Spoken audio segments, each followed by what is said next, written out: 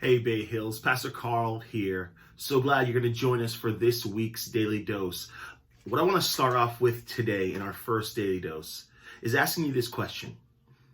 How do you face difficult circumstance? How do you face difficult circumstance? I think oftentimes when something difficult comes our way, our first inclination is to panic. Then it's to plan. Some of us, it may be even to procrastinate.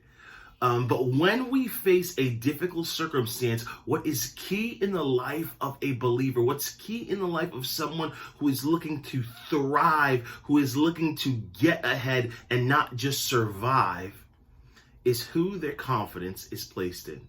And I want to encourage you today to place that confidence in God. But it's going to require something of you. Let me set up in our text that we're going to be in for the rest of this week in Exodus chapter 14. This is after Moses has pleaded with Pharaoh to let God's people go. This is one of my favorite parts of Scripture. I teach on it pretty often. But I like this part that we're going to examine over the next couple of days, where it's just the onset where God's people have been freed and they begin to leave Egypt after 400 years of captivity. But then Pharaoh's heart is hardened and he realizes what he's done by letting these people go. And then Pharaoh chases after them. I want to look at Exodus 14 and I'm going to pick a couple verses out from verse 5 through 9. And it reads like this.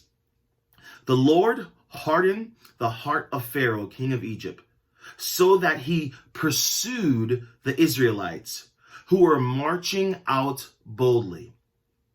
The Egyptians, all Pharaoh's horses and chariots, horsemen and troops, pursued the Israelites and overtook them as they camped by the sea. God's people are heading out of Egypt, almost 2 million people. And then Pharaoh realizes that he's let them go. He's letting all of these people who had built the pyramids, who had built all the things that had created Egypt. And he's like, we got to stop him. We got to get him. And he sends 600 chariots, all of his men after the Israelites. And the Israelites are just out of Egypt enough that now their back is against the Red Sea. And Pharaoh's army is closing in on them. What do you do when life throws life at you? Circumstances that feel out of your control. I want to encourage you today to do this. Invite God into your struggle. Invite God into your struggle. We've all sent invitations out, whether it's been for kids' parties, whether it's been for a meeting, whether it's been for a date or whatever it is, but you send an invitation out. And there is something that happens when you send an invitation out. There is a vulnerability where you say, hey, I'm going to put myself out there hoping for a good response. And that's what we're called to do when it comes to our struggles and our circumstances. Is invite God into the struggle. So today, as you begin your week with whatever you're about to face, whatever this weekend brought you, whatever the rest of this day is going to bring you, I want to challenge you right now.